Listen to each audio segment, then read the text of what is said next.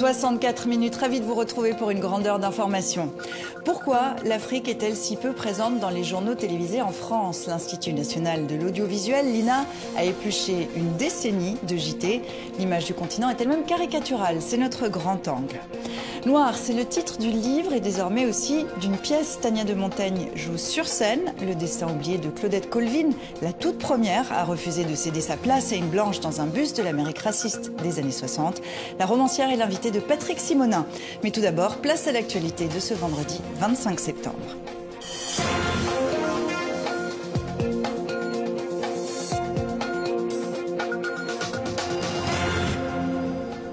Une attaque à l'arme blanche fait 2 blessés graves à Paris, tout près des anciens locaux de Charlie Hebdo. 2 suspects ont été interpellés. Motivation pour l'heure inconnue. Poussée du nombre de cas de contamination au coronavirus, l'Europe appelle ses États à durcir les mesures de contrôle. Mais ces mesures sont-elles toujours proportionnées? Peut-on parler de psychose? On en débat avec 2 épidémiologistes. Titre entêtant, Jérusalemma, la prière en zoulou devenue tube planétaire. Cette incantation au ciel s'est particulièrement diffusée grâce aux réseaux sociaux. Le clip a franchi mercredi la barre des 150 millions de vues sur YouTube. L'histoire semble se répéter dans cette petite rue parisienne, tout près des anciens locaux de Charlie Hebdo. Une attaque à l'arme blanche y a été perpétrée ce matin. On fait le point avec Lou Bureau. Les faits se sont déroulés peu avant midi, dans le 11e arrondissement de Paris. Tout près des anciens locaux de Charlie Hebdo, un homme muni d'une arme blanche s'en prend à des passants. J'ai vu une ou 2 personnes courir, donc c'était mon chemin, donc j'ai continué à avancer. Et là, au pied du métro, j'ai vu une machette avec plein de sang et des gens en train de crier, c'était un peu la panique. 2 personnes ont été blessées dans l'attaque. Il s'agit d'un homme et d'une femme salariés au sein de la société de production audiovisuelle Première Ligne. Les forces de l'ordre sont intervenues pour sécuriser le quartier. L'auteur de l'attaque a lui été arrêté. Un 2e suspect aurait aussi été placé en garde à vue. Leur identité est pour le moment inconnue. Le Premier ministre Jean Castex s'est rendu sur place. Les services de sécurité et de secours auxquels je rends hommage sont intervenus très rapidement pour exercer leur travail dans ces circonstances. Celles-ci surviennent dans un lieu symbolique et au moment même où se déroule le procès des auteurs des actes indignes contre Charlie Hebdo. Sur Twitter, le journal satirique a fait part de son soutien aux victimes. Le parquet national antiterroriste a été saisi et une enquête ouverte pour tentative d'assassinat en relation avec une entreprise terroriste. Avec nous, Luc Herman, vous co-dirigez la société de production Première Ligne. Bonsoir, merci d'être avec nous. Tout d'abord, comment vont vos 2 collègues blessés dans l'attaque?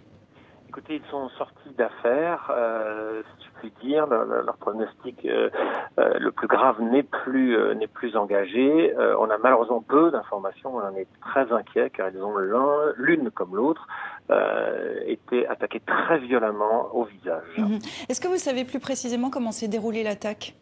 Oui, j'étais dans l'immeuble, il était aux environs de 11 h. On a tous été alertés par des très forts cris dans la rue. En fait, nos 2 collaborateurs, qui sont des collaborateurs de production, faisaient une pause cigarette, tout ce qu'il y a de plus banal au rez-de-chaussée, sur la rue, et ils ont été attaqués alors qu'ils discutaient par surprise par cet homme absolument déterminé, je dis bien déterminé, c'est-à-dire que les coups qui ont été portés au visage et au cou étaient extrêmement forts et puissants, et ensuite il a pris la fuite. Alors ce sont des membres de votre société qui avaient donné l'alerte sur l'attentat contre Charlie Hebdo il y a quelques années. Les motivations sont inconnues à ce stade. Est-ce que vous, dans votre tête, vous faites le lien? Alors, je ne vais pas faire de spéculation, mais il est évident que cet immeuble est un immeuble symbolique de la liberté de la presse aujourd'hui. Nous n'avons, pas reçu de menaces particulières, jamais même reçu de menaces directes d'ailleurs.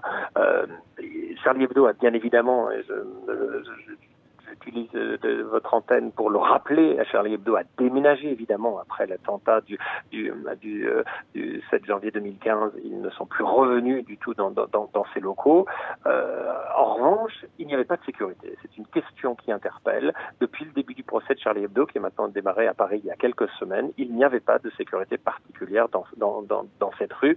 Et il semble, on ne va pas faire de spéculation, mais il semble effectivement que nos 2 collaborateurs aient été attaqués au hasard devant cet immeuble qui, je le répète, est un immeuble symbolique pour la liberté de la presse dans notre pays. Luc Hermann, merci beaucoup d'avoir été avec nous. Merci pour ce témoignage. On retrouve sur place Sophie Goldstein. Sophie, bonsoir. C'est un quartier sous le choc ce soir. Bonsoir. Tout à fait, puisque c'est toute la violence des attentats de 2015 qui revient en pleine face des habitants de ce quartier si durement éprouvé. Charlie Hebdo, c'était en janvier 2015, le Bataclan, c'était en novembre. Nous sommes à 2 pas ici de ces 2 lieux. Donc c'est très dur, me confiait un restaurateur à mon arrivée sur les lieux vers 13 h. Le quartier était alors bouclé. Il y avait des policiers, des gendarmes, des militaires de Vigipirate et de nombreux pompiers qui allaient dans cette rue Saint-Sabin, toute proche de la rue Nicolas Appert, s'assurer que les commerçants allaient bien et que personne n'était blessé ailleurs, effectivement devant les anciens bureaux de Charlie Hebdo. À ce moment-là, un suspect était arrêté, un deuxième allait l'être un petit peu plus tard. Les écoles et les crèches avaient été confinées pour bien s'assurer que les milliers d'élèves et d'enfants étaient sous bonne protection. Le confinement a été levé vers 15 h. La vie a repris dans le quartier. Merci Sophie, merci d'avoir été avec nous. Cette attaque a eu un impact fort sur le procès Charlie Hebdo qui se déroule actuellement au tribunal de Paris. Le président de la cour d'assises spéciale a rapidement suspendu l'audience pendant quelques minutes. On va s'intéresser à l'une des figures du djihadisme international, Jamel Begal, déchu de sa nationalité française. Il vit en Algérie. Il est appelé à témoigner à la barre, mais il ne viendra sans doute pas. Qui est-il? A-t-il joué un rôle dans le projet mortifère des frères Kouachi et d'Amedi Koulibaly? Réponse dans ce reportage de Karine Barzegar. Une courte vidéo et quelques photos. De Jamel Begal, il y a peu de traces. Fin des années 80, étudiant en informatique proche du groupe islamique armé, il arrive en France de sa Kabylie natale. Sur place, il étudie la religion avec des salafistes avant de s'installer en Angleterre, où il se lie avec Abu Qatada, un prédicateur star réputé proche d'Al-Qaïda.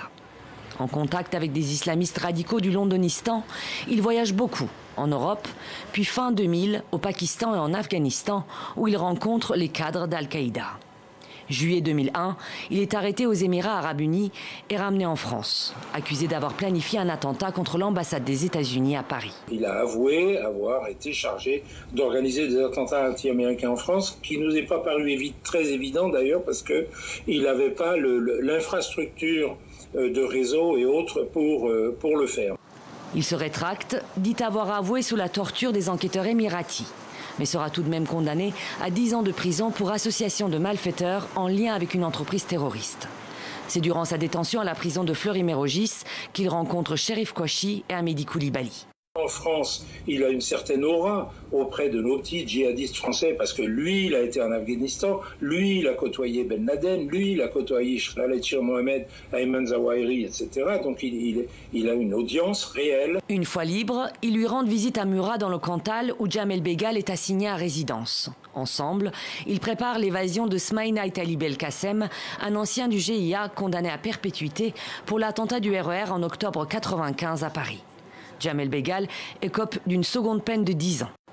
Depuis sa prison, a-t-il joué un rôle dans les attentats de janvier 2015 ? Il les a clairement influencés. Il a été l'ancien, le grand frère, le maître à penser. Maintenant, de là à dire que c'est lui le donneur d'ordre de toutes ces affaires, ça, à mon avis, certainement pas.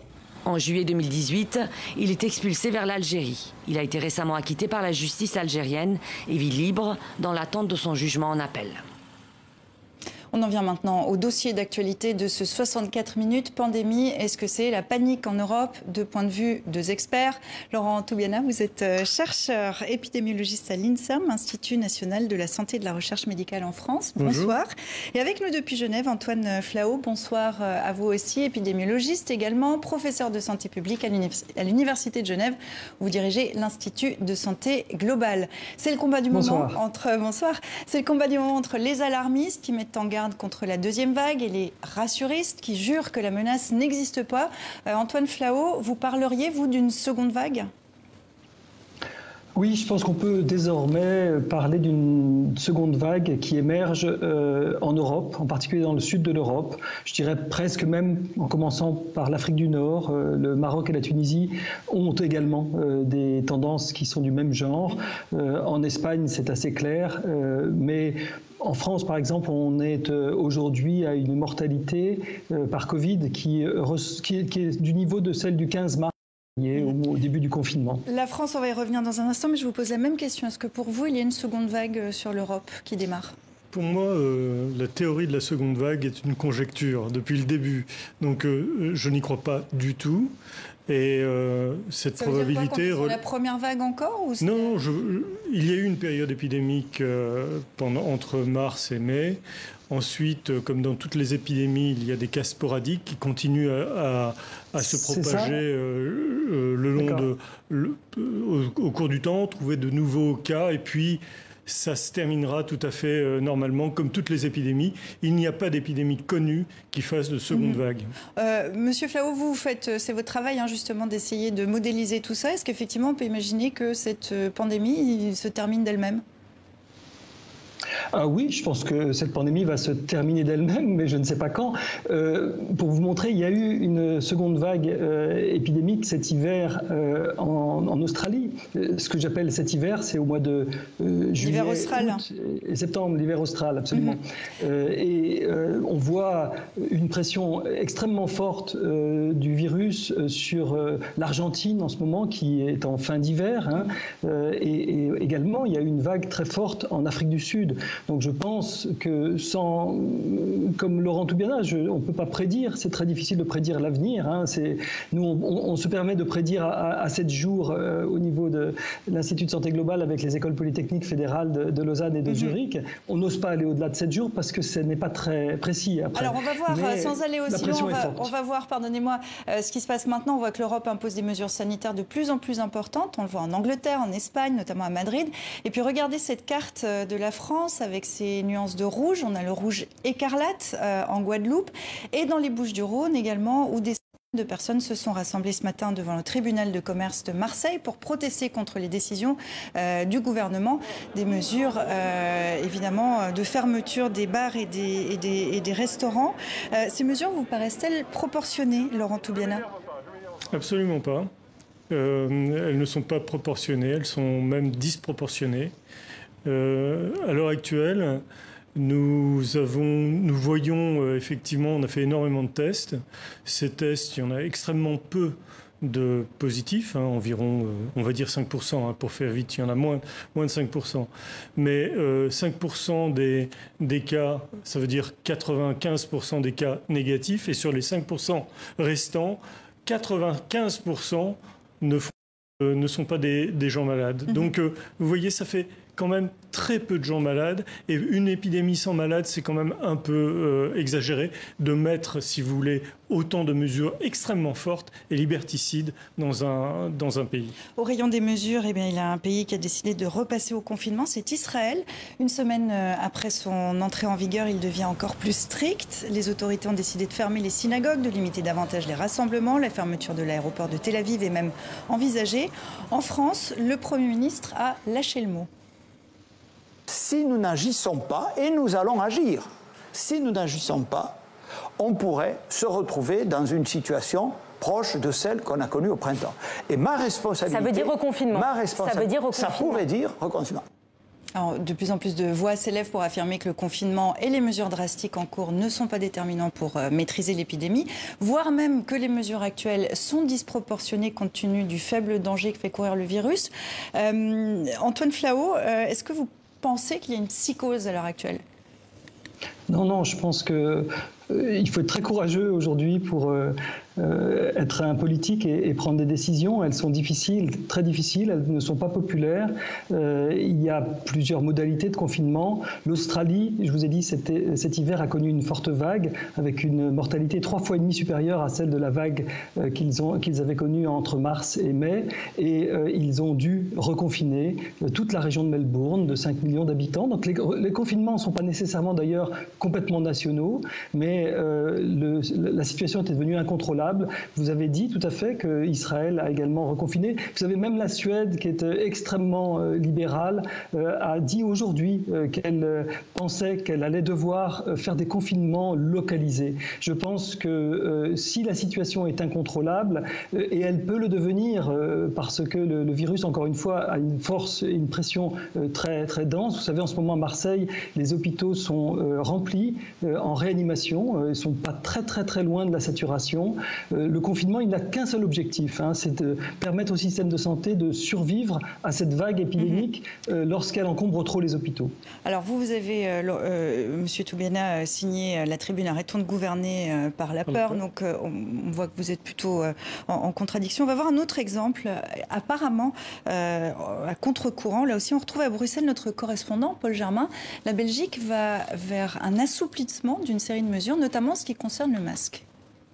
Eh bien Sylvia, la Belgique avait rendu obligatoire le port du masque en extérieur dans des grandes villes comme Bruxelles, une décision qui avait été prise en août dernier et cette obligation vient d'être levée. Alors ça peut paraître paradoxal parce que les chiffres de contamination en Belgique sont en hausse, mais vous le savez, les Belges comme moi ne sont pas sots. En fait, les autorités nationales ont constaté qu'il y avait une perte d'adhésion de la population à des mesures relativement strictes. Alors Sophie Wilmès, la première ministre, s'est dit que finalement, il valait peut-être mieux que 80% de la population respecte des mesures assouplies plutôt que d'imposer des mesures très strictes qui ne seraient respectées que par 30% des citoyens. Le seul problème, c'est que cet assouplissement s'accompagne d'un flot de détails totalement incompréhensibles par les Belges. Et pour ne rien arranger, Sophie Wilmès vient d'annoncer ce matin devant le Parlement qu'il pourrait y avoir dans les jours prochains un durcissement des mesures. Autrement dit, un durcissement des mesures pourrait intervenir avant même l'assouplissement qui devait entrer en vigueur le 1er octobre prochain. Vous me suivez toujours? Les Belges non plus. Alors Sylvia, je le mets ou je le mets pas? Je vous pose la question de Paul, on le met ou pas le masque? Le masque, si ça lui fait plaisir, il peut le mettre, mais à dire vrai, les seules personnes à protéger, ce sont les personnes à risque. Les personnes, et on les connaît, on peut les identifier. C'est ça qu'il faudrait faire. Pas appliquer à toute une population des mesures complètement démesurées, justement, et extrêmement dures à supporter. Maintenant, j'aimerais quand même dire quelque chose sur Israël. Israël n'a pas eu de première vague. Ils sont en train de mettre en place... leur première vague, c'est maintenant. Mais il y a une chose à remarquer, c'est qu'ils n'ont pas de morts.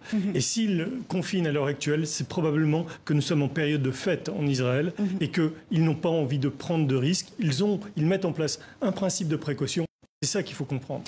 On va s'intéresser à la Suède que vous évoquiez tout à l'heure, Antoine Flau. On a vu que lors de la première vague, les chiffres de contamination et de décès étaient supérieurs à ceux des voisins. Elle est pour l'heure épargnée par cette hausse des cas qui touche l'Europe depuis l'été.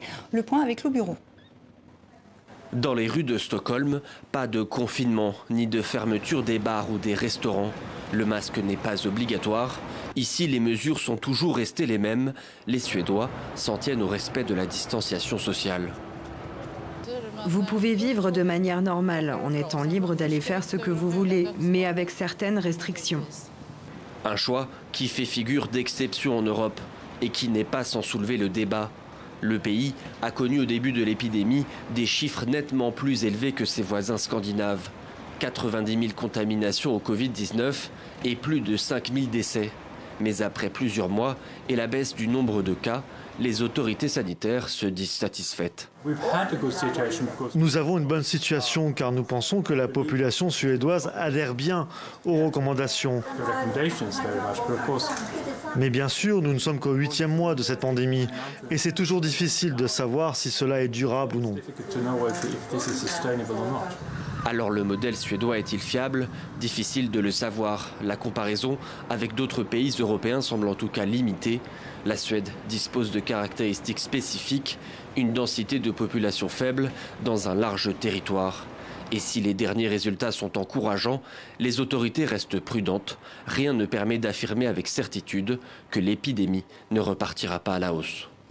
Alors on le voit ici même ce soir, il y a de profondes divergences entre les scientifiques, les membres de la communauté scientifique, à tel point que les populations ont l'impression que vous dites tout et son contraire. Vous plaidez coupable ? Je ne plaide absolument pas coupable, ni moi, ni les 200 chercheurs qui ont signé la tribune.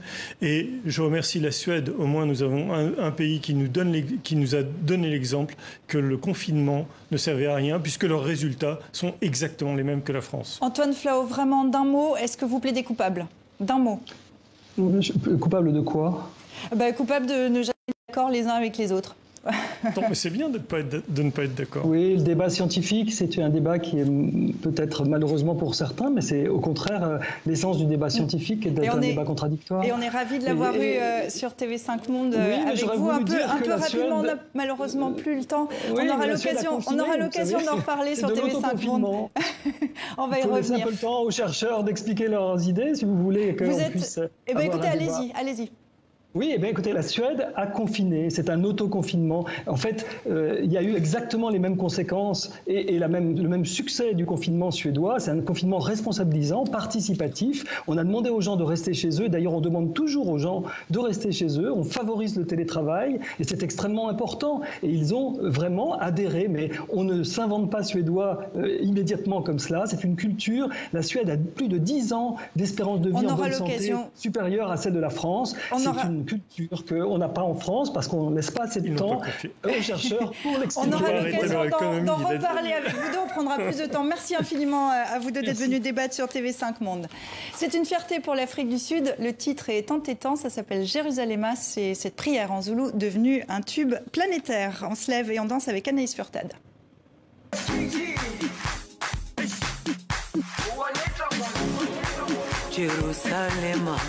Dans ce garage automobile, sur ce terrain de rugby ou encore sur le parvis de cette université sud-africaine.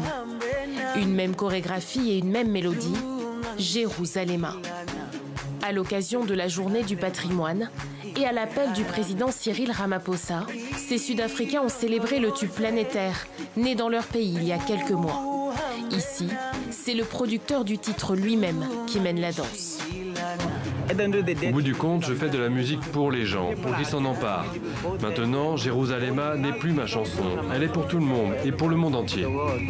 Avec plus de 150 millions de vues, cette chanson a traversé les frontières.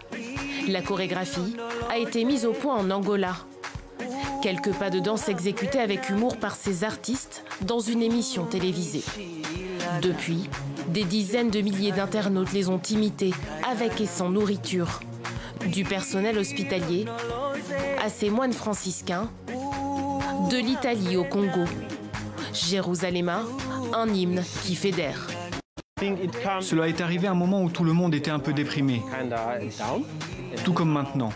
Et si vous écoutez cette chanson, qui est avant tout une prière, tout le monde se sent mieux. Les paroles de Jérusalema ont été écrites en langue zoulou comme un hommage à la ville sainte. Un appel à la protection de l'humanité et à la joie de vivre à l'heure de la pandémie. Et on se retrouve dans un instant pour la deuxième partie de 64 minutes.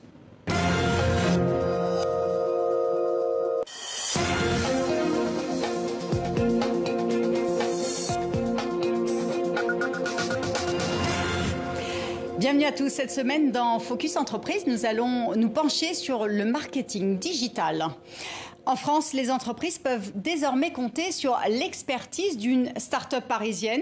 Adloop est capable d'évaluer en temps réel l'efficacité d'une publicité mise en ligne.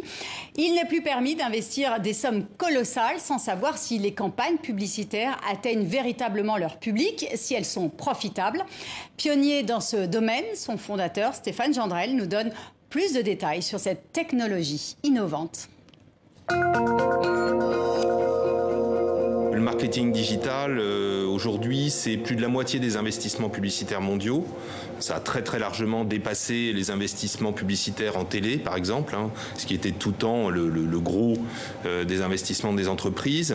Et en fait, du coup, ça représente des budgets qui sont assez colossaux et qui commencent aujourd'hui à poser des problèmes de rentabilité aux annonceurs. La mesure de si une pub est efficace ou pas efficace, c'est un peu la dernière roue du carrosse.